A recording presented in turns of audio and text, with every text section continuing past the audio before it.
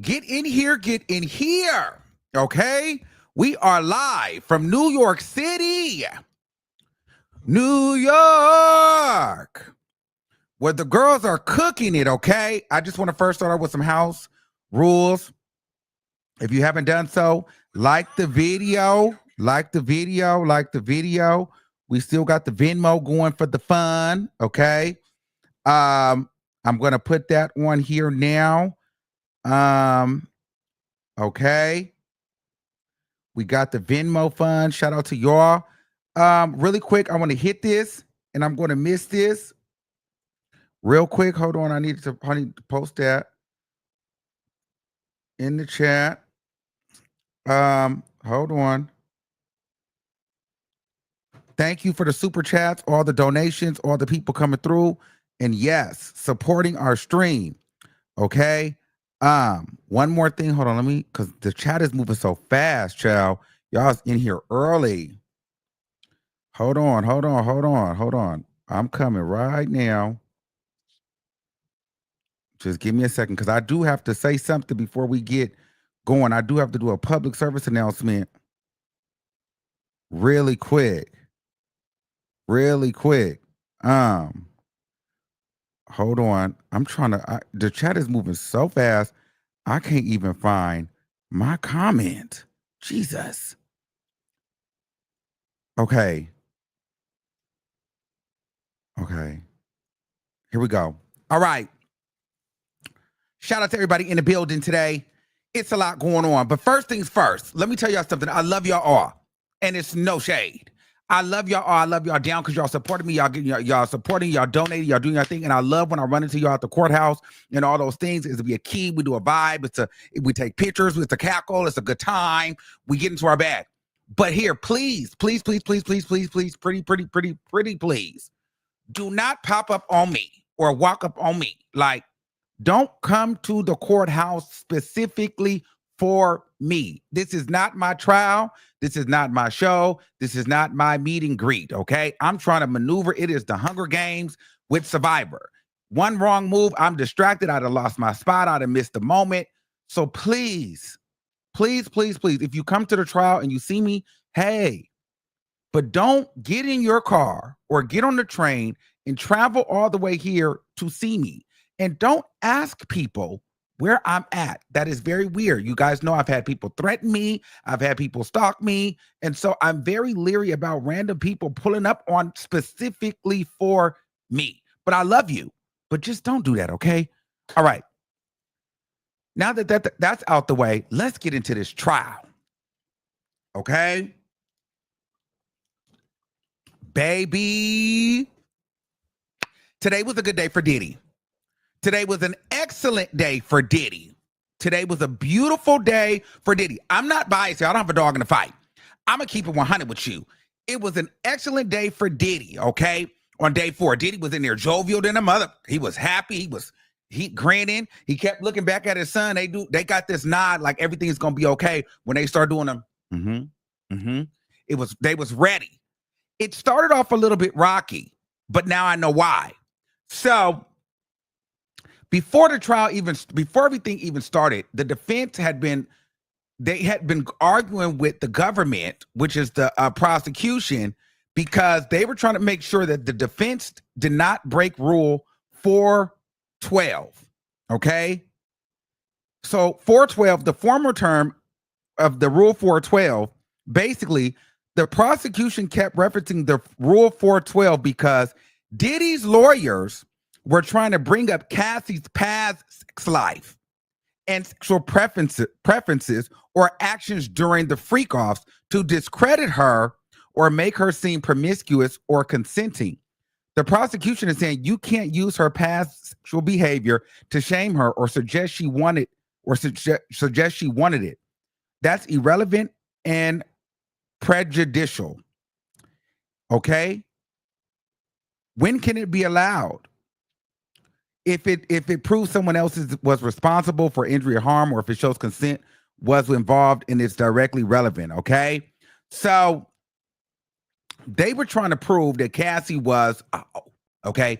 And so the judge was saying, okay, well, we won't allow certain messages in, certain emails in, but there's another way that you can get your point across and streamline it. So today, it was starting off a little bit rocky because it took a day and a half for the prosecution to finish their examination on Cassie.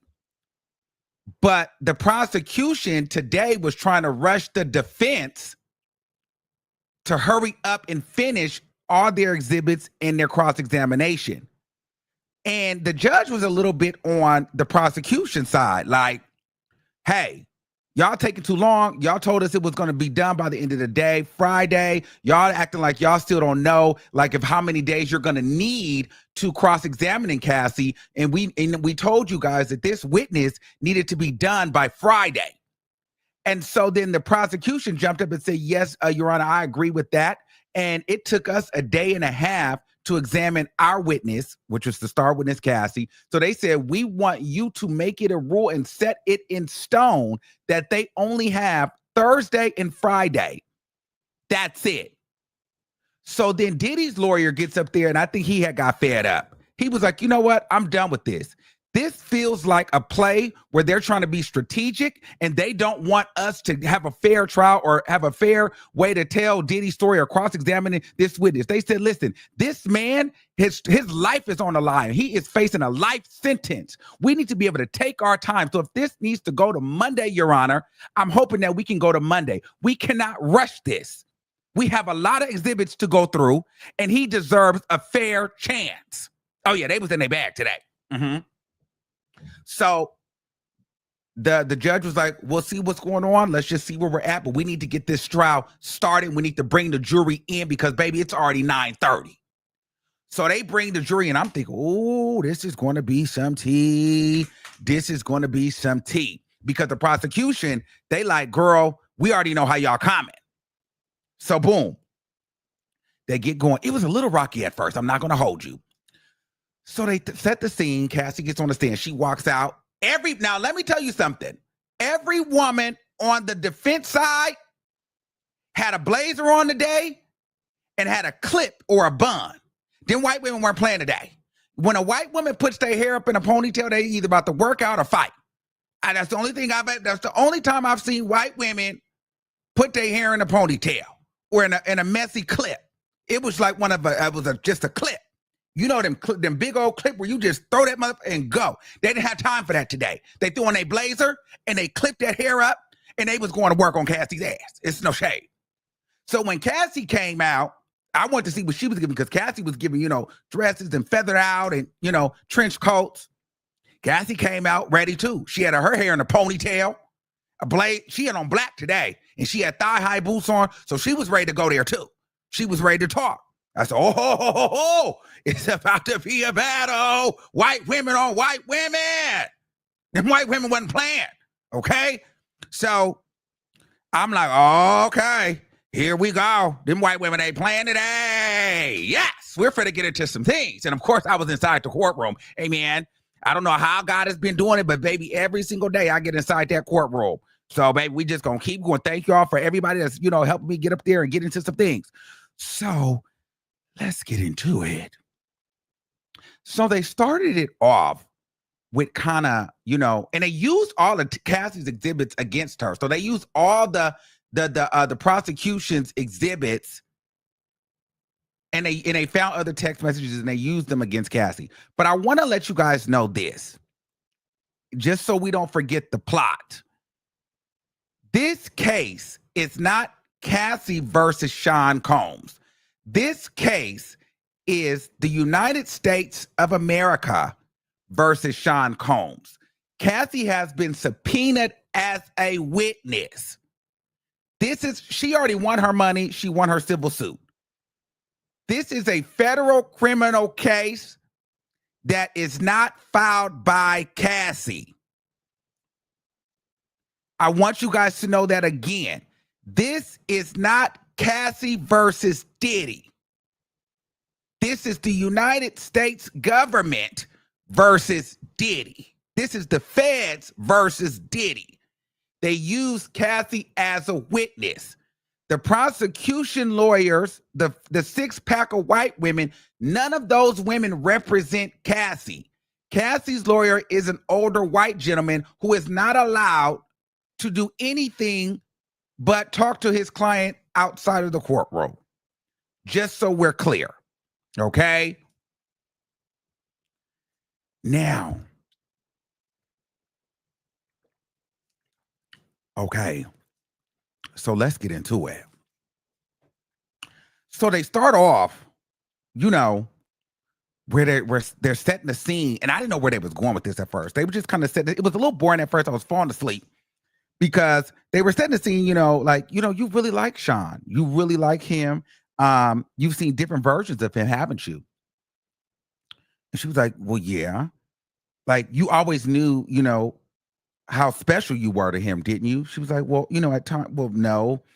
I don't know all the time. Maybe like sometimes I knew. And they were like, well, you would get really jealous when he would like other people, right? And she said, yeah, I do get jealous. And then they said, well, but you always keep coming back. She said, then Cassie got to finish. She said, I don't keep coming back. We keep getting back together. Like, I don't just keep coming back to him. Because they were trying to push it like, girl, you knew you liked him. He was good to you. He was a good person. You've seen a different side of him. So Cassie was kind of like, well, yeah, but like, no, but girl, you know that you liked him because they had things cooking for her. They had some shit on her. And they were like, but you keep coming back. You just couldn't, you just kept coming back. And they're like, well, no. She's like, I didn't keep coming back. We kept getting back together. They said, he loved you. Right? You loved him. She said, I did love him. And then she said, I feel like he loved me too. Objection, Your Honor. Every time, the prosecution. That's what I wrote. I was like, oh, they're not playing. Every few minutes, they was objection. Because the defense was trying to get this email in, and they couldn't. And then the judge was like, you know what? No, that email is going to come in. So eventually, the email came in. Right? It was a text from Cassie. And Diddy says, it makes me so happy that you would come to see me in ATL. No. This is Cassie saying this to Diddy. It makes me so happy that you would just come to ATL to see me. I'm such a lucky woman. So let me give you a little tea. So when the prosecution, these are all the same text message threads that the prosecution was using for Cassie. However, they cut out the parts where Cassie and Diddy were seemingly showing love to each other. They only played like the freak off. They cut and pasted certain parts of the text message thread that went with their narrative. The defense dug through those, and they found the spots where either the messages started or they got cut off or that fit their narrative. So what happens is the prosecution has a set of text messages here, but then the defense goes, well, wait, let's open up the thread a little bit more and let's read the before or let's read the after. So you got to follow me, okay? Is that making sense? So this is before some of the stuff that the prosecution didn't show. So Cassie is saying, it makes me so happy that you would just come to ATL to see me. I'm such a lucky woman. Setting the stage of like how much, she really appreciate Diddy.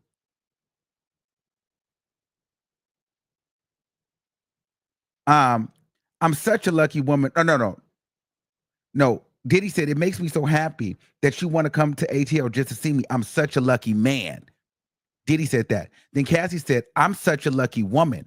I'd fly wherever you need me to. Love, Cass. Diddy said, I love you so much, it makes me cry. Cassie said, you hungry, Papa? Diddy said, no. Cassie said, no problem. Let me know. Diddy said, I love you so much. It consumes my life. So they just was sending each other love messages, love messages. I love you. I love how you love me. Cassie, then they said, Diddy's like a really good guy. Cassie was like, yeah, he's very charismatic. He's a larger than life personality. Everyone loves him. And people really rock with him. And so then Diddy texts her, I miss you. When do you want a freak off? Just, they go into the freak offs. Cassie goes, remember, she said she never wanted to freak off. She never wanted it. They got a text where Cassie said, I'm always ready to freak off. I'm always ready to freak off. But the whole thing is, Diddy, at first it had me feeling like, well, Cassie's doing all these love messages and doing all this, and Diddy always goes straight into a freak off.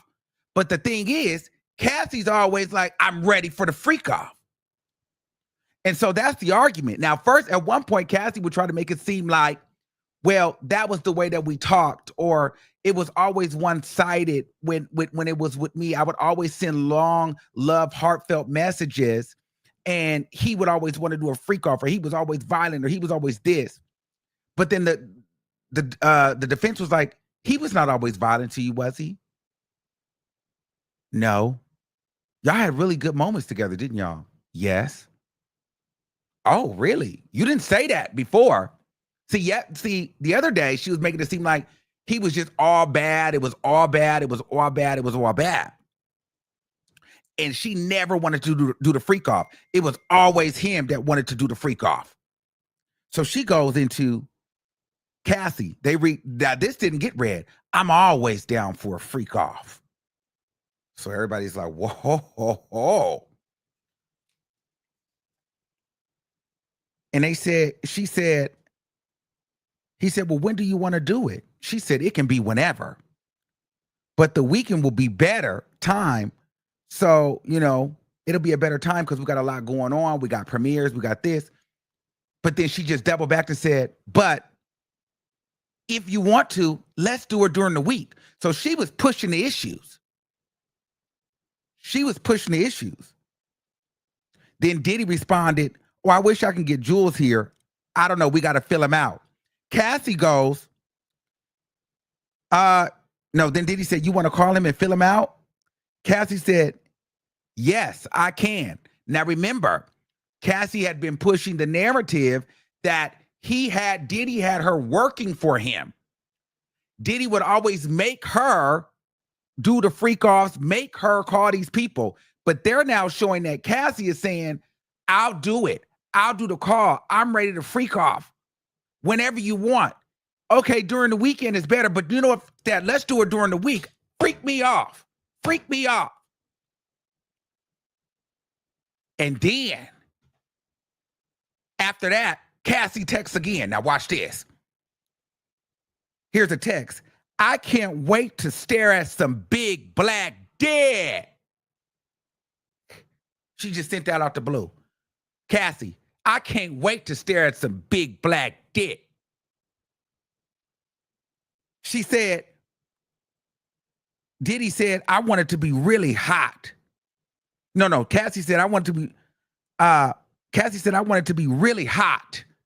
And I want it to be uncontrollable. I want that dick to be uncontrollable. And Diddy said, well, I can't wait to watch you. Cassie writes, I can't wait to have my legs cocked back behind my head to me feeling some dick. Tease my putty raw. She said, I can't wait to have my legs cocked back behind my head to feel some dick. Tease my putty raw. The husband, I promise you.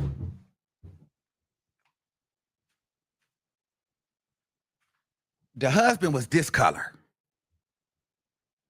The husband was, he's a white man, right? The husband was this color. If that man Have you ever seen the red angry face emoji? I'm be honest with you. I don't know if Cassie will be in a relationship too long after this trial. I think that man may leave her because what I feel like is Cassie told him one story. I don't think he got the cross-examination story. It didn't feel like he knew all the bells and whistles to the yin or the yang. You know what I'm saying? It gave, okay, Diddy did that. I did this. Yes, I was double stuffed.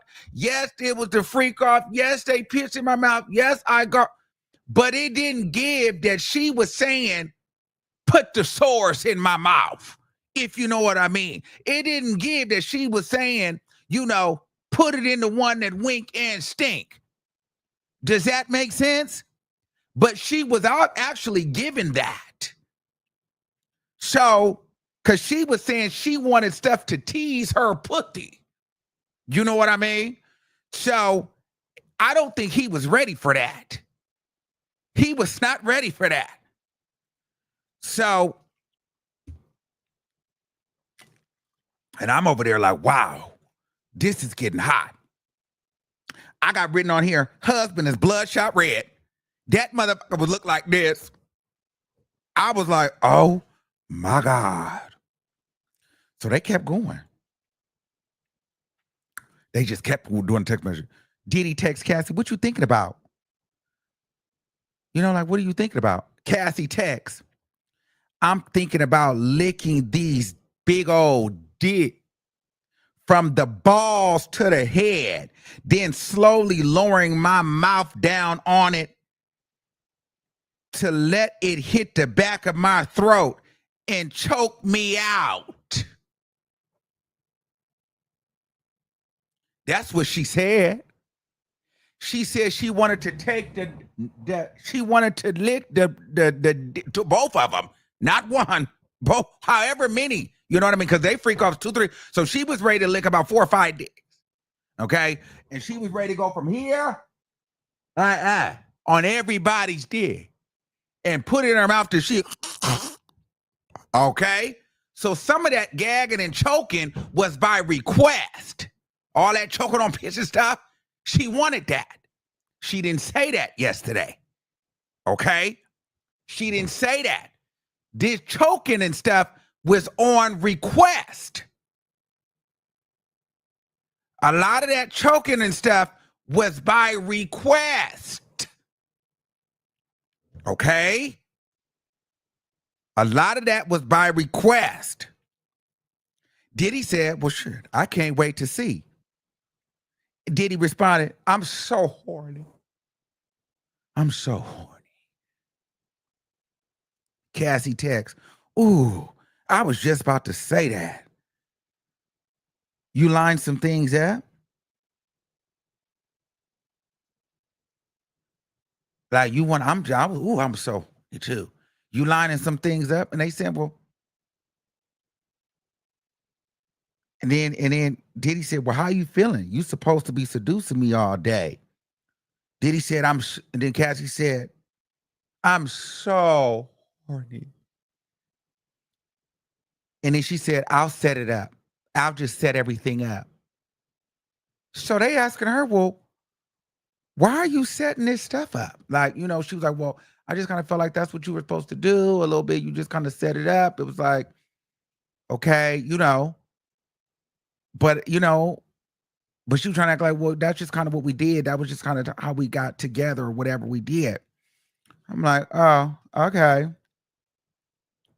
Then there was another message from Cassie. I just deleted our little video off my camera. It was so dope. You know, so they like, well, what video was it? And then Diddy responds, I'm going to do it again. Then Cassie says, do you have any more pills on you? So let's stop there. So when she like, I deleted our little video, they're like, well, what's the video? She like, well, I don't know. I don't know what they like, you don't know what it is? No. And then defense go, oh, you must have been on drugs. You were high, huh? You were high? She's like, well, maybe. I don't know. I just don't remember. She's like, oh, you don't remember, huh? You might have been high. We're going to get to that. She's like, oh, you might have been high. She said, weren't the videos in your phone? The freak off video? She's like, well, I had other videos. She said, oh, you had like good memories, huh? You had a good time together, huh? Like, good times, good things going on. She's like, well, yeah, I don't know what the video is. She said, well, I'm going to do it again. What do you think that is? What is he going to do again? Oh, Cassie, I don't know. Said, well, do you have any more pills on you? Like, what is that? What pills? It can be any pills. I don't know what you're referring to. I don't know. It could just be any pills. Oh, okay. I'm saying it's showing she was a bit hesitant, but she wanted to be the only. So Cassie was showing that, they were showing text messages where Cassie was like, I want to do the golf, but this is where it gets interesting. Now listen to me. You got to listen close because they build it and it's all going to make sense. I'm just going through the day. Then I'm going to explain to you what my take is, right? Because my take changed, but I'm going to break it down. But I want you guys to hear everything. Then I'm going to give you my take on what I think is the tea right now. So she then went into how she would love to be with him. She loved to do the freak offs. She wanted to do the FOs and this, that, and the third, but she missed when it was just about her and him. And, and when, she could be his girlfriend and it was like, it was more intimate. Now it just kind of feels like they're just doing the freak offs just to do them. Right. She said she was a little bit hesitant. Like she was like, okay, I'll do it. But like, if it's going to be about me and you and it's our time and, this and that. So it says she was a bit hesitant because she wanted to be the only one. If she felt like she was the only girl or the only person, or she really felt like he cared about her, she would have been okay with all the freak offs. The problem is Cassie wanted to be this man's girlfriend. Cassie wanted to be his girlfriend. Cassie was very jealous of everybody she came in contact with. She sent the full email about the freak offs and not being happy doing them anymore. She felt like she was only for sex. That's the only reason why she didn't want to do the freak offs, because Diddy wouldn't officially make her his girlfriend. This is during the time before they went public. Okay, so before they went public, they were freaking off. She wanted more. She wanted to be the girlfriend. But then I wrote, Cassie's over here acting slow, not smooth, stuttering, trying really hard to, and not lead the defense. Now, the defense did so good because obviously she's super pregnant. She's a woman. So they did a good job. Before she really cooked her, she was gaslighting her like they were friends. I put defense kind of fanned out over Cassie while she was doing the crossover.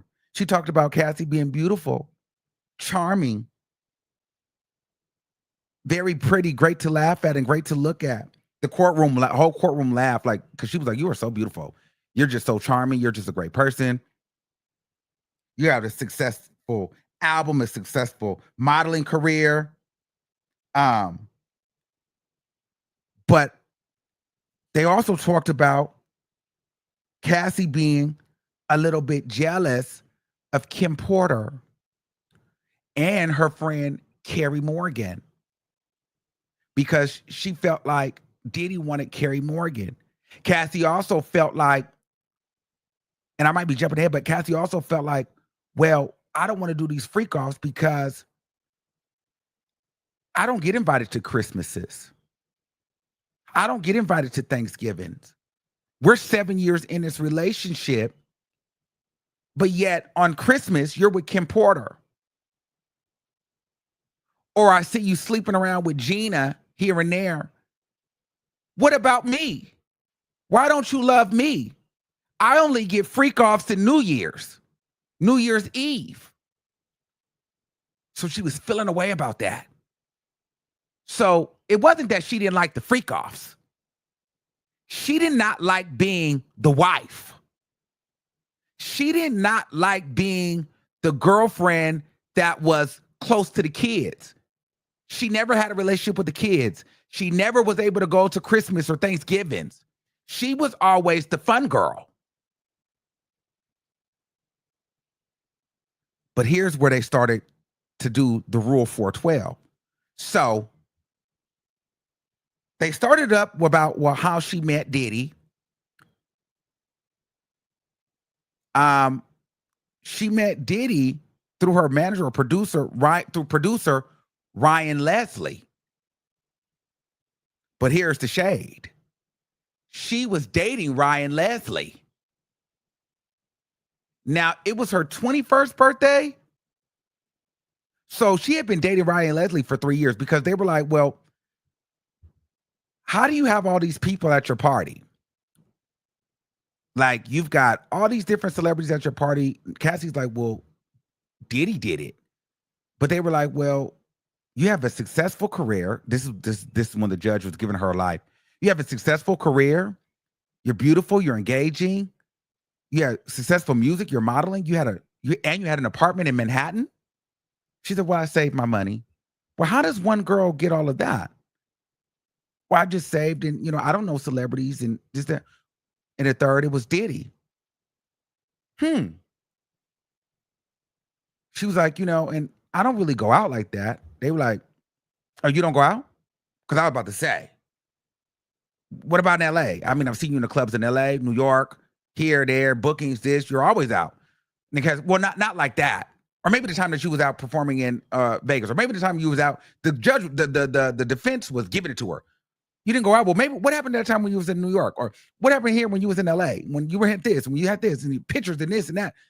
She was whacking Cassie back and forth on all the times Cassie went out. Cassie was like, well, no, I don't choose to go out. I go out to events for work. So there's like, oh, okay. So when did you meet Diddy? So she met Diddy through Ryan Leslie, which was her producer, which is leading them into, well, how are you living this lifestyle? But you're just like a struggling model, or you're just like a, basically saying, in my words, the way I interpret it is, girl, you got an apartment in Manhattan and you don't have no job for real, but you got all these celebrities, girl, you're connected somewhere. It wasn't just Diddy. Oh, you were with Ryan Leslie, and you were with Ryan Leslie for 3 years. Then they said, well, how old is Ryan Leslie? Well, he was 10 years older than me, and she was 18 or 19. So Ryan Leslie was like 28 or 29 at the time. Here's the shade. She then cheated on Ryan Leslie to be with Diddy. Diddy wanted to take her out of town for her birthday to Miami. They made a fake flyer saying that Cassie was going to be booked at a club so that she can go to Miami and Ryan Leslie wouldn't find out or think nothing of it. But she went there to go spend time with Diddy. And this is the time Diddy kissed her in the mouth. And she also had Ryan Leslie's name tattooed on her. You get what are y'all following how they going now? Because if you're not catching it, they saying this woman is a hoe. She's a freaked out hoe. She's a cold-blooded freak, and she's a hoe. You'll catch it. Watch. So she was dating Ryan Leslie first. Ryan Leslie introduced her to Diddy. Then she started canoodling with Diddy. Okay? But she was in a full relationship with Ryan Leslie, had his name tattooed on her and everything. Okay? Then on her, they said, and what was the tattoo? This is how they really got her. What's the tattoo on your forearm say? In here. Oh, she said, oh, no regrets. Oh, no regrets. They kept moving with their line of questioning. That was to let you know everything she did, she wanted to do because she have no regrets. They said, let's just be clear. Your relationship with Diddy has been complicated from the beginning. She was comparing, and she said, yeah, it has. You were dating Ryan Leslie, then you got with Diddy, sneaking around with that. You felt like, you were comparing yourself to Carrie Morgan. You thought Diddy wanted her. But then she wrote a letter to Diddy and said, I'm sneaky. I'm sneaky. I feel like I move on very quickly. I don't know. I'm just not a good person. I'm just happy that you love me. You're here for me. And they were like, well, what does the sneaky part mean? Why did you call yourself sneaky? Is it because you were cheating and had an affair on Ryan Leslie with Diddy? She said, it could be. I'm thinking, who?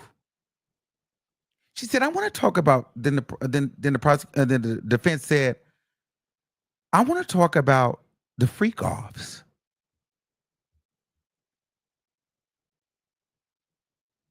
No, they said you fell in love very quickly with Diddy. Did you know that Diddy wanted to have a sexual relationship with you after he flew you to Miami and you lied to Ryan Leslie and he kissed you and then you said he introduced you into oral? She said, well, no, I didn't know. She said, you couldn't tell that he wanted a relationship with you? Then you fell in love with Diddy after your birthday?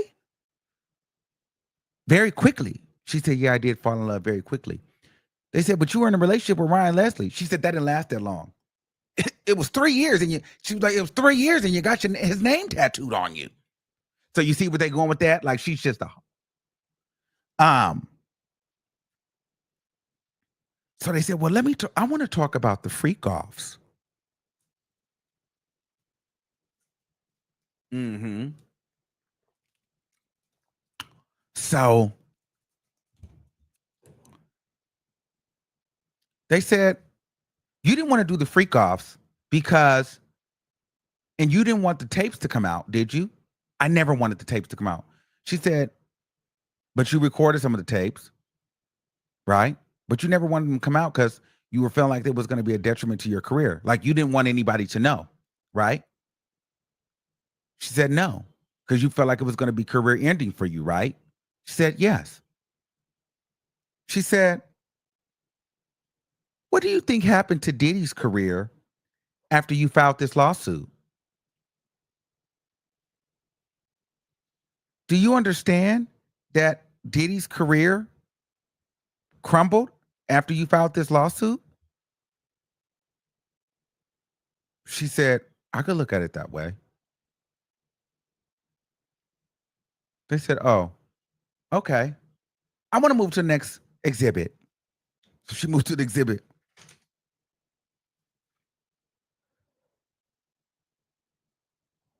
Okay. She wrote, Cassie just text Diddy. I think about you inside of me. Now we're getting into where she was trying to say that Diddy would make her do stuff while she was on her P word, on her monthly cycle. So Cassie goes, I think about you. I think about you inside of me. Diddy said, are you still on your P? She said, he said, no, or no, like, are you good? She said, I love when we made love after we freaked off. I love when we made love when Jules left and was sitting in the next room. I love it when you make love to me during a freak off. That's Cassie. Diddy said, when are you done with your period? Because when that's done, we can do it. He was basically like, if you offer your cycle, we good. This is what Cassie said. I'm planning to skip the period.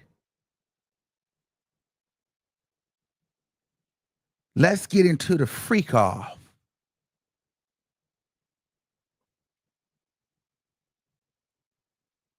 What? She said, it's okay. I'm going to skip the. First of all, ladies, I don't know if there's anybody in the chat that can tell me this. How do you skip the period? I didn't know you can skip it. If there's anybody in the chat that can tell me how you skip the period, let me know.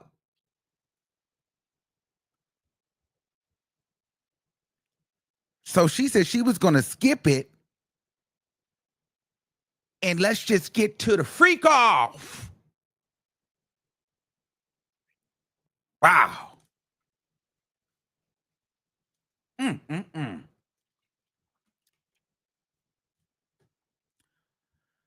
So then they asked, like, well, she said that she started fantasizing. She started wanting to do more freak offs.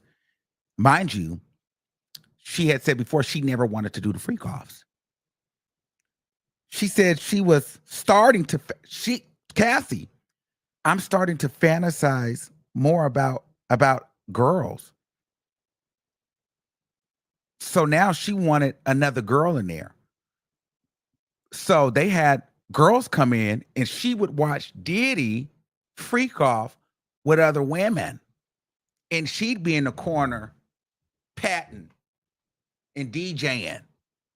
You know what I'm saying? She'd be in the corner like this while Diddy is freaking off and she'd be in the corner. Okay? And they did that about 2 or 3 times. And so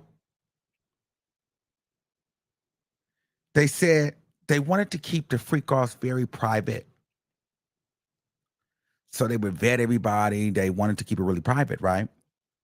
Then they said, well, do you remember any employee or anybody? Did you guys tell anybody about the freak offs? Does anybody know about him? Any of the employees, any friends, any family? Did you tell anybody? She's like, I never told anybody. Does Diddy employees know? Like, does anybody know? Now we're getting into the RICO and the racketeering. You gotta catch it. She said, no, we want to keep it private. So that lets me know, okay, they're setting the scene. Well, girl, you said that it was a job and it was like an enterprise in my mind. So it's like, well, if nobody knew, how was everybody in on it? If nobody knew for the trafficking RICO. So she like, well, nobody knew. Then they pull up an exhibit, a text. I want to move it to a text.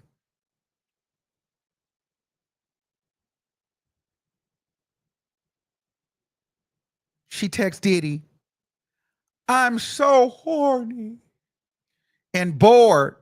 I tipped the cleaning ladies. I hope that's okay. Hello? I'm horny as fuck. I need your dick. I'm bored. Yes. She just sent that to Diddy. I'm so horny and bored. He didn't respond fast enough. She told me, hello, I'm horny as fuck. I need your dick. That's what she said in the text. That's what she said. That's what she said. And so, of course, that's going to put Diddy in the mind of a freak off. And she said, then they had a freak off. And she texts, I love it. I had so much fun during the freak off. This is what she was saying. She had so much fun during the freak off. So much fun during the freak off. Now, remember when she had the sores in her mouth? Remember the sores? This is to bring back, this is July 2012, when she had all the sores in her mouth. They went back and brought it back. And they was talking about when, remember, she was saying there was a lot of D at the party. It was a lot of D, and she feels sick. And Diddy said, "You feel sick? I'm so sorry."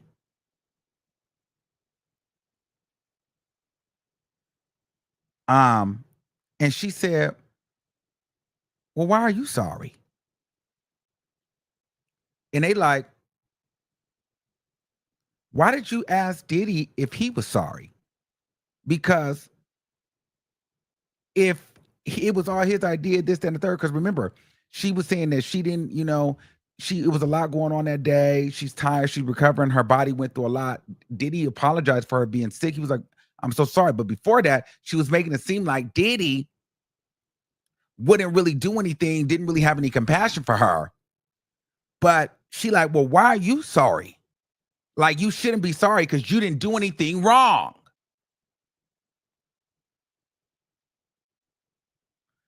And they said it's crazy that she sent messages, or then she sent him a long love message of appreciation on how much she cared about him, how much she was a lucky woman. It was so long I couldn't write it fast enough. She said he didn't always put her down. They were like, he does well to you. She's like, yeah, he built her up sometime. His words inspire her.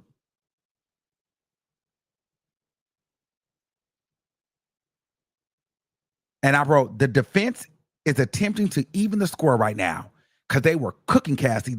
They were painting the picture, baby. They were stroking that baby. They were painting the picture on her. Now, this is when they got into like a little bit of the jealousy and stuff like that. So they're going to slowly start trying to paint this narrative. You'll see as I'm going through the notes. They're going to slowly start painting the narrative around drugs. So I'm just going to let y'all know what they're doing right now. The drugs are going to be a big thing. What they're trying to do is show, in a nutshell, DV with addicts. So basically saying two jealous people in relationships that are high out of their mind have a toxic relationship that fight each other. This is not racketeering. It's not prostitution. They're freaky, they're high, and they're jealous. And so they get into a lot of fights because when they're trying to get off of the drugs, they have the withdrawals, and the withdrawals channel, they ignite their insecurities. So when one is flirting with someone else or one is doing the other thing, that causes a combustion, and they implode within the relationship, if that makes sense.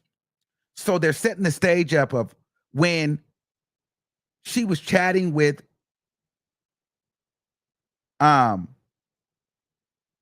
when he thought she was chatting with other people, he would, or when she wouldn't text back, he would text her back like excessively. He would call excessively. She said, but she believes Diddy has great taste. She said Diddy has impacted the culture. He's known for his impact in fashion. He's a force to be reckoned with, okay? And so I said they're forcing Cassie to be complimentary to Diddy. As this is happening, the husband is sitting there because Cassie is now sitting on the stand, just really like, giving Diddy his life. Diddy's a great guy. He's a powerful man. He's inspiring. I'm like, oh, she's up there. And I said, and Diddy's over there doing this. And I said, Diddy is loving this. And the sons, oh, them kids like this. He looked back at them and they did. I guess that's they quiet. Like he just looked, and the son just, they so happy. So the what's Q? The stepson. Yesterday, looking straight ahead. This day, this nigga leaned all up. He chilling. They excited. Then the Christian and Justin, they laugh. They read. They listen. Them niggas had notebooks today. Justin always come with a notebook, but Christian even had a notebook today.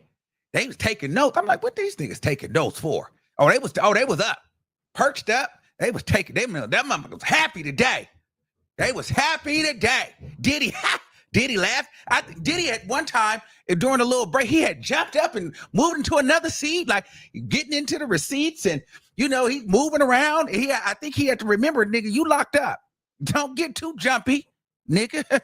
He had jumped into one of the lawyers, had walked up, and he had moved to the other and made sure the receipts was all up there, and he getting into the receipts and stuff. He's ready. Yes. He's up today, baby. He was up today. He done jumped from chair to chair, and he was finna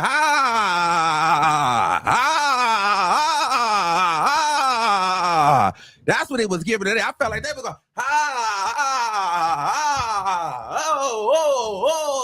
They was giving. They could have did that today on the stand. It's no shade. It's no shade. They was in their bag today. Okay? It's no shade. So let's get to it. They were happy. So let's continue. Child. So, and I wrote, Diddy is loving this. The sons are perched and listening. Cassie's husband is continuously turning red. He's pissed. He is fucking pissed. Livid. Oh, and the whole time, mind you,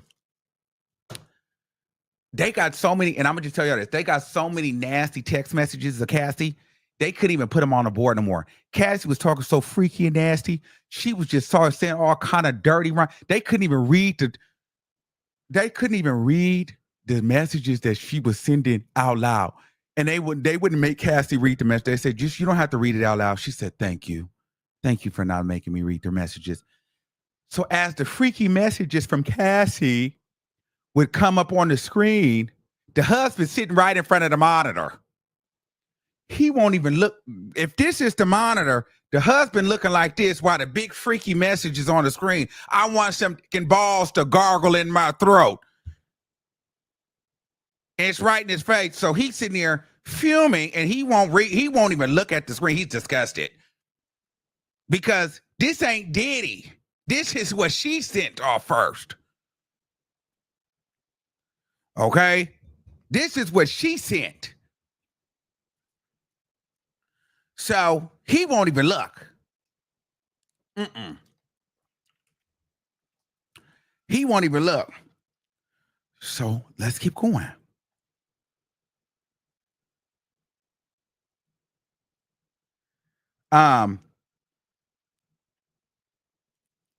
She continued, Diddy is very wealthy, still is, and he knows how to build multi-million-dollar companies.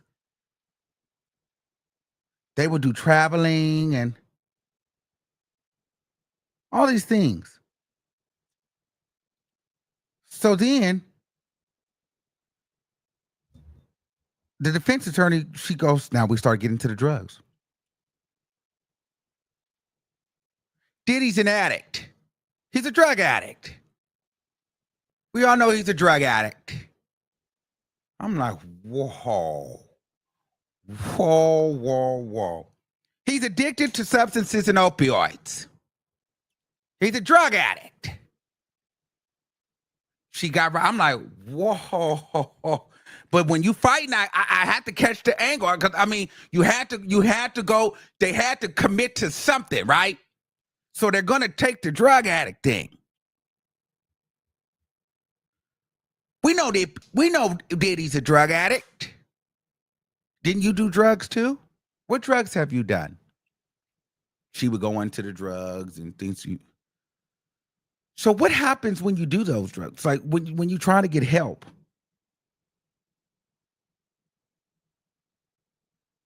Because you and Diddy both try to do that.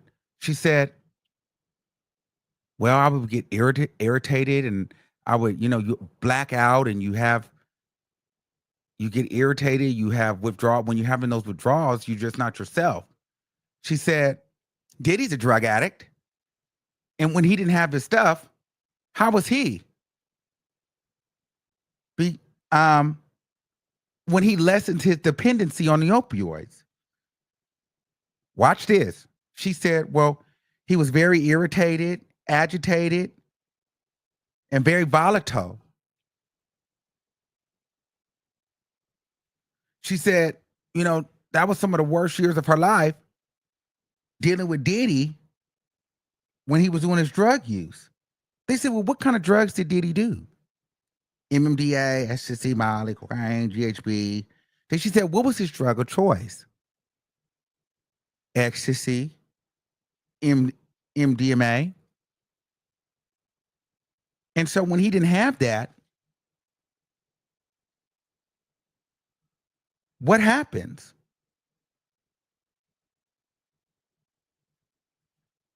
So if you're not catching it now, they're starting to set the scene that the abuse came because he was having withdrawals. He wasn't just being mean to her. He's a drug addict that needed a fix. And when he didn't have the dope, he hit you with the stroke. Does that make sense? That's where they're going. So what we got so far is use a hoe that's with the freak off and you're high, he high, everybody's high, and y'all, when y'all don't have y'all shit, things go left. So that's what that's giving me so far. I'm gonna bring this all the way home for y'all. Just bear with me. I'm giving y'all the tea because I'm really gagging now, but I'm gonna wrap this up all the way home for y'all. It's no shade. So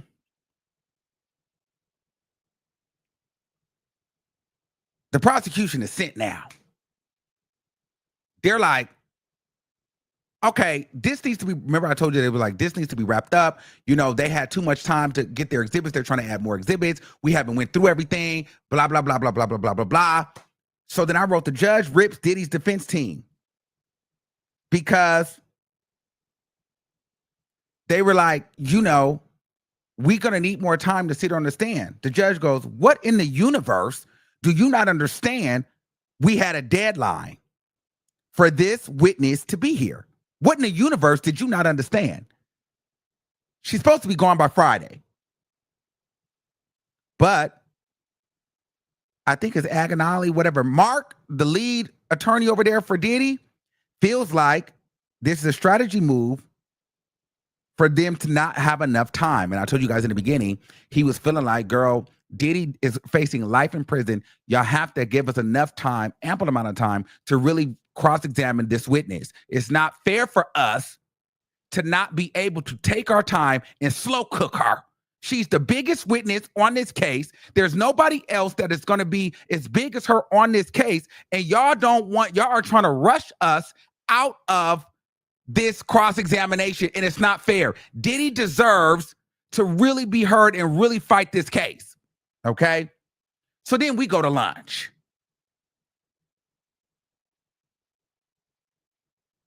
We start back from lunch with a text from Cassie.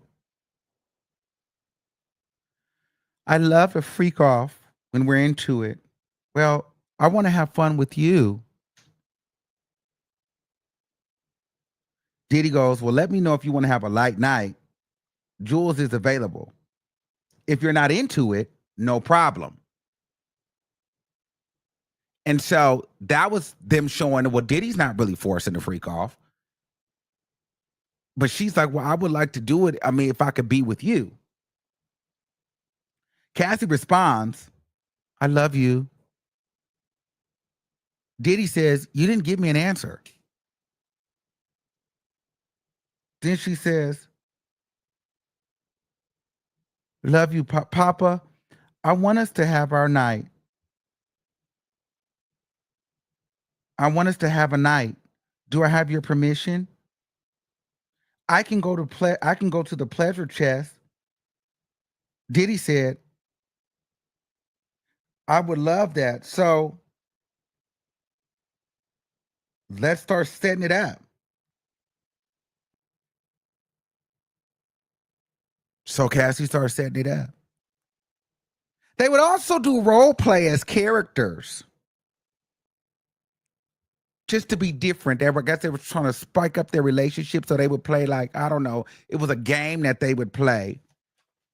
And I don't know if it would lead into sex or what, but somehow it was supposed to like be like you wouldn't be Diddy, I wouldn't be Cassie, you wouldn't be a celebrity, I wouldn't be this person. You'd be, a teacher. Your name would be Kevin, and my name would be Clarissa. And I don't know, we'd meet at brunch somewhere in Soho, and we'd have a nice mimosa. But then somewhere it landed into, let's go to the SEX club, or let's go to the sex club with a whip. Somehow we got there. Kim Porter. They bring up Kim Porter. Were you jealous of Kim Porter? Straight up. Ask her, were you jealous of Kim Porter? Cassie, yes. I always knew that Diddy was with Kim for the holidays.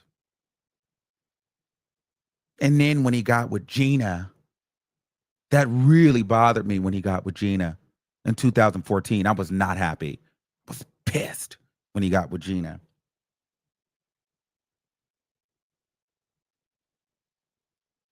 She broke up with him. She didn't break it up, but that really upset her.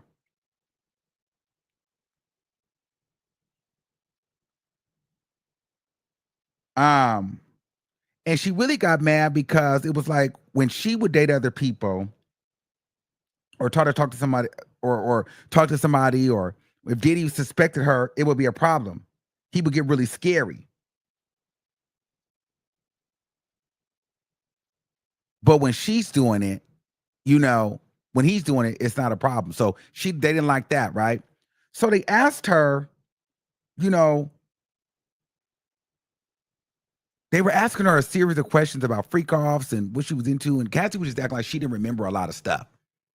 She was just so confused on what this text message meant, or what this meant over here, or why she said this, or why she offered that, and why she said this explicit message, or why she was into this and why she was into that. And she would act like she didn't know, right? So then the defendant said, it was a long time ago, and you were on a lot of drugs, huh? You were high. I get it. You were just on a lot of drugs. Diddy said, let's do something different today. Let's go see a Broadway play. But then he said, well, Dave the escort hit me up. And then Cassie responded, well, Daniel hit me up.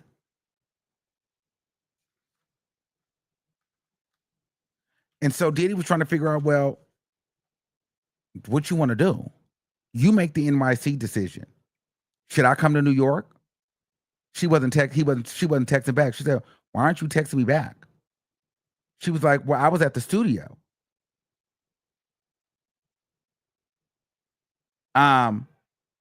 She said, can you come home? You can come here. And then she said, I'm horny for that. Then Cassie sent explicit messages back. He said, I'm horny for that. Then Cassie sent a freaky message back. So then they're going back and forth, sending freaky messages, right? Then Cassie sent a screenshot of mass pleasures. I don't know what that is. And then Diddy got there, and she said, Diddy got to New York. And then Diddy said, are you here yet? Daddy's home. And then Diddy and Cassie said, yeah, I just got the stuff.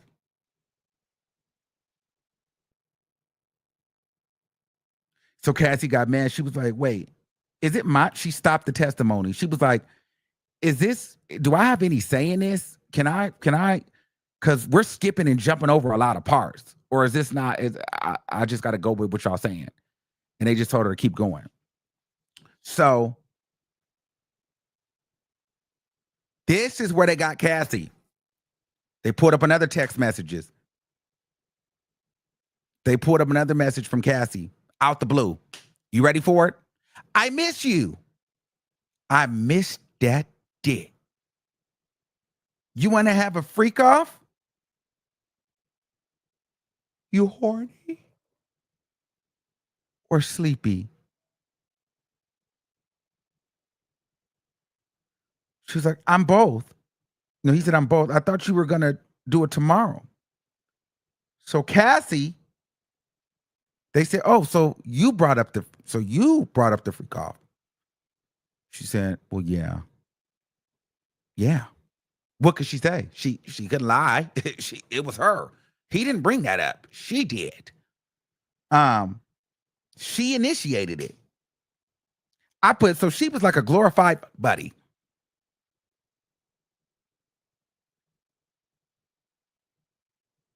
Cassie says, I'm going to the pool. I wish we could have had a freak off before you left.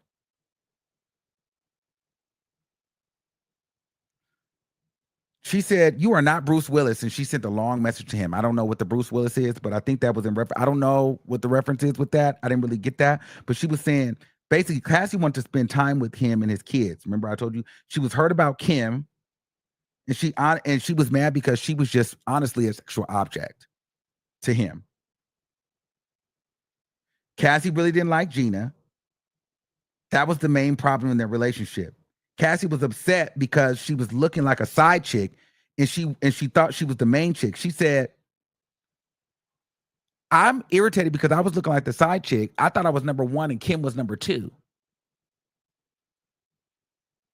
But then where did Gina come from? Cassie really thought she was number one and Kim was number two. Or that's how it should have been. And I wrote, she looked slow and retarded. I don't know why I wrote that. Because she was acting really stupid. Okay? So now, she was upset when she wasn't the main girlfriend. Now, we get into Kid Cudi. They're bringing it all together now. How did you meet Kid Cudi? Well, Diddy introduced me to Kid Cudi in the studio. Wait a minute. You didn't say that when Diddy got mad and crashed out and threatened to blow up the man's car. We didn't know that Diddy introduced you to Kid Cudi.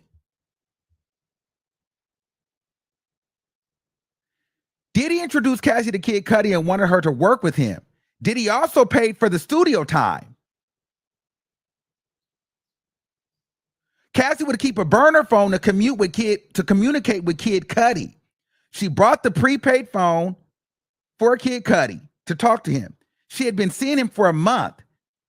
It was her idea to get the burner phone so that Diddy wouldn't find out. Her and Diddy were allegedly on a break, but they were still doing freak offs. She didn't want Diddy to find out because it was going to be dangerous. But she cheated. She felt like she cheated because he cheated with Gina.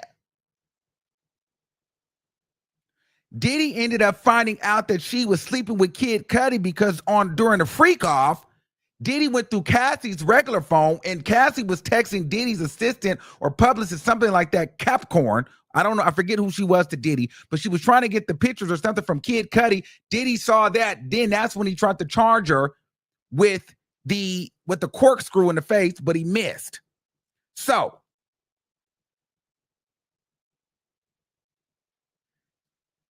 after about 3 months or however long she was with Kid Cudi, and every time she's in a relationship, she acts like she just breaks it off. She went back to Diddy immediately. But I want to bring you back. So now you got to watch how they're doing this. You were working with producer Ryan Leslie, dating him. He got you in LA. We don't really know what the tea is. Then you found Diddy. Boom. You hopped on that. Overlapped Ryan Leslie, snuck and cheated with Diddy. Then you end up with Diddy. Diddy now introduces you to Kid Cudi. You're now sneaking with Kid Cudi, but still being with Diddy. And let's take it a step further. You get back with Diddy. Diddy hires you a personal trainer. You're talking to the personal trainer and ends up marrying the personal trainer. You a hoe. That's why they didn't want Rule 412 to really be brought up. So they had to streamline it to show this woman is always overlapping with people that she's a hoe. That's what they're trying to prove. So we're going to get into it. So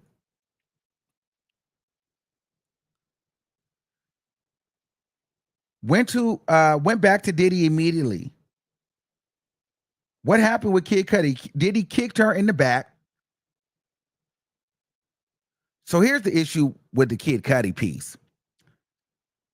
Diddy was embarrassed. Diddy, I don't think really would have cared if she was messing around with a regular Joe Schmo. She said Diddy was embarrassed that he was messing with Kid Cudi because he had celebrity status. And she was cheating on him with other celebrities. That's embarrassing for his ego. That's embarrassing for him as a man. Diddy didn't like that.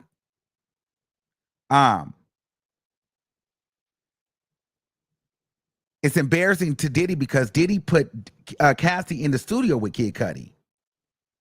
Every time they would get into an argument, Diddy would bring up the fact that she Kid Cudi. Whenever they would argue, he would throw Kid Cudi in her face. She was so salty because still they spent only New Year's together, but never spent Christmas together. And this is what the lady said, the defense. She said, you were jealous. You were upset because he didn't claim you. He didn't want to make you his girlfriend. She was like, yeah, you never got holidays.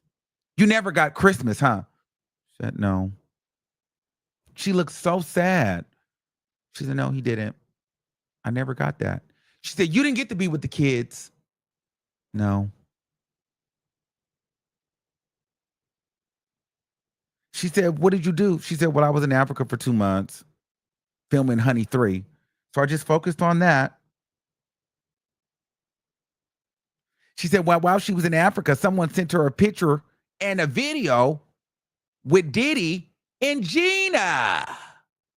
Now, you guys know Gina. So Gina is the one from Vegas that apparently, he stomped out, kicked her and all that stuff. She did the interview with Tasha K. Now, they're saying that Gina was supposed to be witness number 4, allegedly. But here's the thing. We're hearing that Gina has been paid off and she's not cooperating and she's not showing up because Gina still wants to be in the relationship with Diddy and she still wants to be in the group. Cassie hates Gina. For whatever, and they probably have their similarities in look and vibe, but for whatever reason, Gina is still trying to hold things out. Remember, Gina was still trying to be around during the time that Young Miami was around, and that was even a problem because remember, Young Miami said that Diddy would have Gina come over and get on her knees and be an eater. Remember that? So Gina has always been secretly still in love with Diddy. You know those people that when you ever have an ex-boyfriend or ex-girlfriend and they just never go away, and you're like, and you're trying to get new into the relationship, and you like, I wish your ex would go away, but then it's that crazy ex that's like, no matter what your new partner does, it's like, I'm sorry, I got this ex that is in love with me, and they will literally wait for me. They will wait till I break up with you. They don't care. They love me. That is Gina. She's not going anywhere. You can't get rid of her. You cannot get rid of Gina. So, shout out to the 25,000 people in the chat. If you guys haven't done so, make sure you guys subscribe to the channel. Send me a screenshot. Wow, we got 2,000 more people in here than we had yesterday. I'm loving this, y'all. Subscribe right now. It takes nothing, and like the video because, girl, we go live every single day doing these breakdowns. But we're not done because I got to give you my synopsis. It was a lot to unpack today. Today was a win for Diddy in court. I don't have a dog in the fight, but I have to call it like I see it. The defense came and slow cooked Cassie, but I want to let you guys know again, this is not Cassie versus Diddy. It's the United States federal government versus Diddy, the USA versus Sean Combs. But Cassie is their star witness, and they're really doing a good job cooking her low key. So here's what I wrote. Cassie was sent a picture and a video with Diddy and Gina and spent years telling her he was done with Gina. But when she was gone, he was still with Gina. Cassie was supposed to be number 1, and Kim was supposed to be number 2. That's what Cassie said. That was the problem. Cassie was supposed to be number 1, and Kim was supposed to be number 2. So guess what Cassie did? Now, this kind of I don't know if it was suspected or she started. But Diddy crashed out because then Cassie started playing around with Michael B. Jordan. She started getting cozy up with Michael B. I'm like, Michael B. Jordan? They were like, so were you talking? So what happened? They said, so who are you talking to? Or who were you talking to? Or who did Diddy start thinking that you were talking to? Because you started talking to somebody. She said, I started talking to somebody or dealing with somebody when, I found out with Gina. And she was like, no, what other celebrities were you dealing with? Or did he suspect you for dealing with? And she said, Michael B. Jordan. The courtroom gagged. Michael B. Jordan? That's some tea. Michael B. Jordan is some tea. Michael B. Jordan, that's probably why Diddy went and got Lori Harvey. Oh my God. Or was that before or after? Wait, was Diddy before Michael B. Jordan or was he after? I don't remember. But anyway. Oh, that was before. Okay. So, and here's what I wrote. The fact is this, Cassie, and I wrapped it up with this, I think a little bit, but they still kept doing more. But I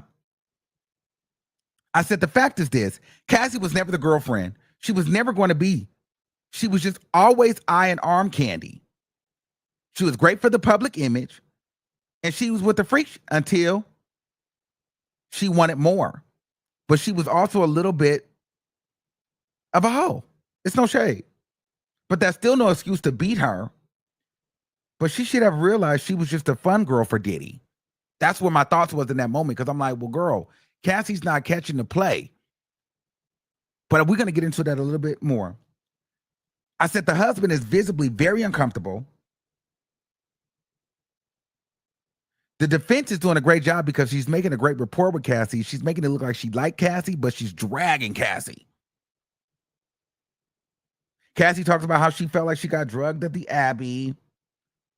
And then they talk about how they would try all these different kind of drugs, and trying the different drugs would be reasons for them to have freak offs, because they would want to get drugs. They can get high. They would get so high together they can experiment with different drugs. This is when the drug culture came in. This is why they like the freak offs, because they could experiment with different drugs. She said they love drugs. They were drug addicts.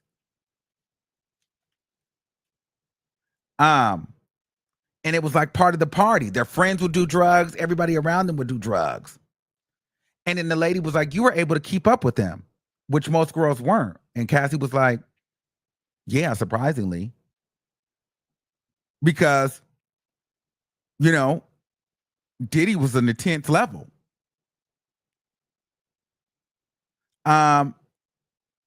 Freak off lasted so many days because drugs and recovery. The freak offs were a place where they can escape and be together.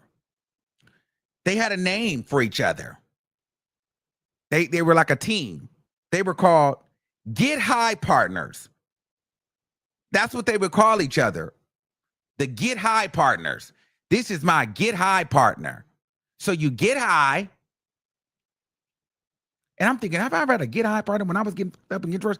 So I know what that means. Like when you get up, you got that one person that you can tell all your freaky shit to. You can get real kinky, nasty, and just get high and do the fool. That's what she was. But you wanted to be more than that. But you got to realize, no, you were there for him to be able to live out his freaky fantasy. You were never going to get Christmas gifts. You were never going to, no, you were never going to be Christmas. You were never going to be Thanksgiving because, girl, you were my kink. And but you were beautiful, so I could be myself with you. I can piss on you. I can get the men escorts. I can eat. I can do some freaky, We've all had that one person that's the homie that you can really go there with, but you will never be with them like that. But you can get your shit off and then you go home and be with your the one that's like, all right, you ain't gonna do all that. This is the wife, this is the husband, this is the family. But then this the one where I can just be a gutter bucket, get high, come dump, flump, flump, flump, flump. You know what I'm saying? And so then we get into the drugs. Remember the girl that I said that Diddy held her over the balcony? Bama. Well, what we didn't know is she did a lot of drugs and she provided Cassie with the drugs. And so Diddy didn't want Cassie doing the drugs. So at least they painted the story like, okay, well, Diddy didn't really want Cassie doing the drugs. But what we found out was Diddy didn't want Cassie doing the drugs with her or anybody else. And in my mind, he didn't want her doing drugs with anybody else is because he knows how she gives it up. And let's just be clear here. Can we talk? Can we talk for a minute? And let's be honest. If you got a freak like that and you really like that freak and they look good and they can have anybody you want, and if you got that person, like I'm gonna really talk to you. If you got that one person, that little side chick, that side boy, that side girl, right? And y'all know when y'all get off your levels, y'all get off your drink, y'all get off your drugs, y'all get off your weed, y'all get into your bag. You know how they give it up. They taking they doing this. You can get raunchy. They doing piss. They doing smells. They pooping in your face. They doing all kind of wild shit. When they get high, you don't want them to go get high and give that to somebody else when you're not there. Because you like, well, I already know what you're going to give when you get full. So you don't need to be going to get full with everybody else and giving that to everybody else unless you're doing it with me. You know what I'm saying? And so that's kind of what I felt like. I felt like he know how she gives it up. She finna lick it from here and choke and take a bunch of common pieces. You know what I'm saying? So I'm thinking, and so I feel like he feeling like, well, girl, you was already with Michael B. Jordan. You was with Kid Cudi, Ryan Leslie. Like, girl, who next? It's too much. So you're going to get high and you're going to be wanting to get,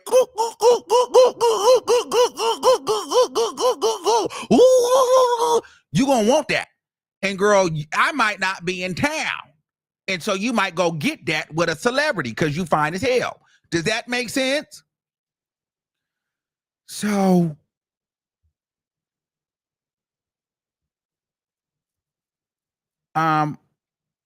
she said, well, he was not happy with Cassie doing the drugs. And so then the defense just goes again. Well, Diddy's a full-on drug addict. We know that. And it's hypocritical that he could do it and you can't, right? She's painting the drug story. Cassie, he didn't want, it's hypocritical for him to do it, but you can't do the drugs. Cassie felt like Diddy only wanted her to do the drugs with him. That's the only reason why she felt like he, and I said it was because he knows what she gives, the drugs, and he didn't want her doing drugs with other guys. It was a control thing. He even told the drug dealers to stop selling the drugs to her, but they didn't stop. So then they talked about how Cassie was hiding the drugs from Diddy. And so from 2017 to 2018, she was hiding drugs from Diddy. One time, so remember the fight I was telling you about before the premiere when she had the dress on and Diddy was grabbing her leg and he was beating her up? So they were both on a drug binge, apparently. And Cassie had took some drugs from him at one time without him knowing. And then, so this time, Diddy's drug, imagine this for the weed smokers out there. We all smoking weed, or we doing what we do. And then, girl, you get home from a long day at work and your weed is gone. Because I took it. You're probably going to fight me too. So that's what happened. she had took his, or he thought she took his. So she started. He hit her. They were fighting over the drug. They were addicts. So some of the fights came because Diddy, because Cassie was secretly, or he thought she was secretly stealing it. They said, you were doing a lot of drugs, right? Because Cassie would act like she'd know what was going on. She'd understand what was happening. She was talking about she got so sick to her stomach from doing the drugs. That's when she started seeking help. She was also doing drugs without Diddy. And so they said to Cassie said that she would act crazy and stuff because she has been on drugs. Drugs have a lot of different side effects. I said they tried to paint her as a klepto drug stealing skeezer that made Diddy extremely upset with her because she would steal a lot of Diddy's drugs. So that's when they would fight. Who knew this though? In 2017 and in 2012, I didn't know this. Shout out to the 26,000 people in here. Diddy overdosed. Put a one in the chat if you knew that. So we got to find a picture of Diddy in the hospital. Diddy overdosed in 2012 at the Playboy Mansion after they had a freak off. And they went to the sex club. I had no idea. So Diddy overdosed in 2012 after a freak off at the Playboy Mansion and going to a sex club. He took too much and overdosed. We didn't know that until today. I didn't know that. So Diddy overdosed in 2012. It was a very scary situation. Okay.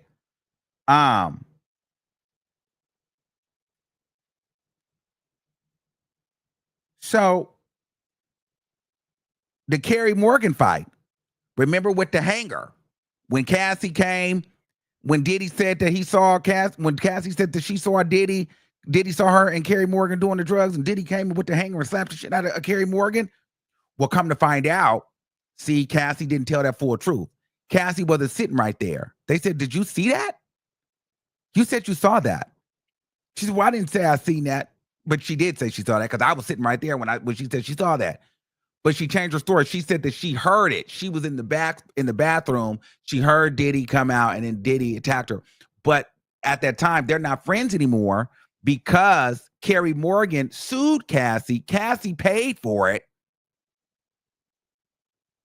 And then she stopped being friends with Cassie because of that. They haven't talked ever since. But for whatever reason, Kerry was like, no, Diddy hit her, whatever. And she got some money off of that. It wasn't that Diddy wanted her to stop doing drugs. He wanted her to stop doing drugs with other people. During the time she was creating with her, now, when her and Diddy started getting back together doing the drugs and stuff like that, during this time, she was cheating with her husband while dating Diddy, but she would act like her and her Diddy weren't together. Okay? Then they start pulling up more explicit text messages. They just started kept pushing for it. Let's freak off, and it just wouldn't stop. And Diddy was like, well, I just don't want to get too caught up in the matrix. And she was like, it's okay. We're just going to take it light. So, in a nutshell, that was today. Here's my take on it, guys. Bottom line, here's what I think. They did a great job painting Cassie. This is what I feel like they're trying to do. Diddy and Cassie are both drug addicts that were trying to get their life together. So during the withdrawals, Cassie was stealing drugs. Diddy was fighting. They were stressed out trying to get going through the withdrawals of after the drug binges. That's what caused the violence. They were both cheating on each other, both fueled in jealousy. Also, they were freaky freak-offs. So there was no coercion. Cassie wanted it too. They were both drug infested. Cassie was a hoe. Diddy was insecure, and they would fight. That's what they're trying to pin it. And I personally feel like Cassie was mad because she thought she was going to be the girlfriend, but she didn't understand that she was never going to be the girlfriend because he met you cheating on Ryan Leslie with him. But the problem is Diddy flew too close to the sun. Diddy flew too close to the sun because you found a girl that can match your freak level. You found a girl that was a vibe. You could talk to her. She was young. She was hot. She was fresh. She could be up all night. She was just as freaky as you. She was with the but what you didn't know is she wanted to be a girlfriend. But with her being as freaky too, your ego, Diddy's ego came into play, right? Because let's just call a thing. For him, to me, Kim Porter, I guess that that wasn't enough for you. Whoever the other baby mom was, or these girls weren't enough. Cassie was the type of girl that you felt like she's pretty enough and she's fine enough and she's young enough. I can go and, she can compete with the Beyoncés of the world. I can take her to the Met Gala. It's a flex. Look at me, Diddy, and I got this beautiful stallion. She was arm candy. She was beautiful. She's young. She's beautiful. So now you have her crossing double lines. When usually, because you could have found any regular girl to just be a come back and freak off, whatever. But you were teetering the line and bringing her in front of the line and then playing with her behind the scenes. Because your ego, you're looking like, yeah, I'm competing with my sons and all the men in the industry. Like as a rapper, an artist, you got one of the baddest chicks in the game. You know what I'm saying? In the Amber Rose, Black China, Kim Kardashian kind of world during the time. You got a beautiful Cassie. Cassie was beautiful, still is. So you got her. So you can bring her to the Met Gala. You can bring her she's great on the shoulder. But not knowing that that's a life that she wanted. Now she's feeling like the girlfriend. But all you're really thinking is, she's my nighttime thing. She's my weekend car. She was your Corvette. She was not your family. She wasn't your Toyota Explorer, Ford Explorer. She wasn't your minivan. She wasn't your family car. She was your two-seater Corvette. She was the private jet. Y'all, this wasn't Disneyland. This was giving Turks and Caicos doing, out the butt. She was the fast life. It was young. It made you feel younger. Then when you were done with that, she was a New Year's Eve. She wasn't Thanksgiving and Christmas. But you made her feel that way when you brought her into the public. You brought her to the Met Gala. She was your girlfriend. And Cassie was a freak. She's young. She was hot. She was a hoe. She was trying to get her career off the ground. But then she was beautiful as a God knows what. So she was going to go to the highest bidder. I'm living in New York. I'm trying to get to LA. Where's the things that can put me on? I'm a pretty girl. I shouldn't be having to pay for nothing, but also I'm nasty. You know what I'm saying? I'm with the shit. Okay? So I'm a man's dream. I'm pretty, I'm small, petite, and nasty. I'm with it. And I'm with it all. Who wouldn't want me? Just put me up, baby. I do a little, it's me and you. Now, I've been waiting. Gonna make that move. Now, maybe tell me how you like it. You just give me a little bit of that. I've been waiting. Just a little of that. And you can get the, you know what I mean? Just a little. But it's going to run you. And I'm okay with that. But so, and when the check stopped depositing here, or there was a bigger bag here, I moved to that one. So if she kept coming back to the biggest bag, then you add the check with it, then you add the dope, and you add the freaky. It's a win, win, win, win, win. Until one day, you want to be the girlfriend, and you didn't come in as the girlfriend. You were the side chick, having girlfriend feelings. You were the fun girl, Cassie. And that's where you went wrong because you were supposed to stay the fun girl and you fucked around and caught feelings. Diddy was never going to be with her like that, never going to claim her. But Diddy, you should have never flew that close to the sun and brought her there. But your ego wouldn't allow you to just have her in the dark because she was also freaky, but she was great arm candy and a trophy piece that not a lot of men in the industry had. That's what it was. That's what that relationship was. And now it has gone left because you had drugs, insecurities. Diddy don't want no other rapper to have her, but she is the type of beauty that can get any man. It was okay but then it's like she's so freaky and nasty. He's so freaky and nasty. Diddy secretly buy, because I'm thinking like, so does this make Diddy buy? Because he's still playing with the men's on the nipple. So he can actually say, I want to look at you touch a big black nigga dick. And she'll say, I'll do it and bring 4 or 5 sores and all, musty, whatever. And then you look like that. So then we can go and get gutters fucking disgusting, sock me, piss on me. And then we can be at the Met Gala tomorrow like nothing happened. And we high out of our mind. You couldn't get high with Kim Porter. You high in your mind. Just high. You know what I'm saying? So that's what I think that gave.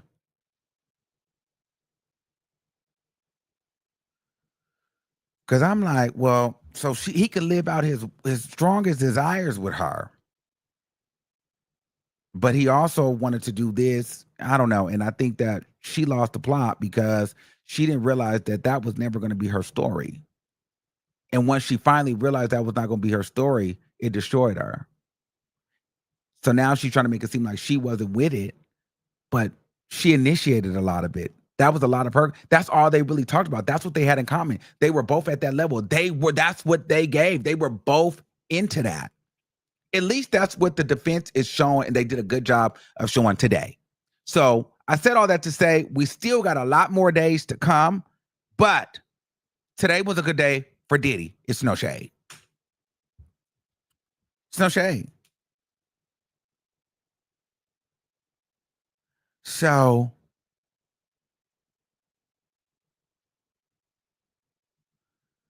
anyway, y'all talking about I'm wrong. I'm just telling you what the defense laid out, girl. The defense laid it out. It is what it is. They laid it out. They did a good job painting a story and having people like, So I don't have a dog in the fight. I don't know neither one of them. So I don't really care. I'm just telling you, as a person looking at it, this is what's being done. So make sure you guys subscribe and also give to our Venmo account. Follow me on Instagram, please, at the Armand Wiggins Show. I'll put the link in the chat. We're trying to get to 100K, guys, on Instagram. If you guys are ever so kind, please subscribe there. We had 26,000 people in the chat. Hopefully somebody got the screenshot. Please subscribe. And I'll show you my Instagram now. Hold on. Because we're going to get up out of here because I got somewhere else to be. But you know I got to give you all the tea. Okay, so here's my Instagram page. In case y'all are wondering, please subscribe. It's the Armand Wiggins Show on Instagram. Do your biggest one and follow me. Okay? All right, y'all. I love y'all all. Thank you guys for tuning in each and every day. And I will see y'all soon. See y'all tomorrow. Peace out.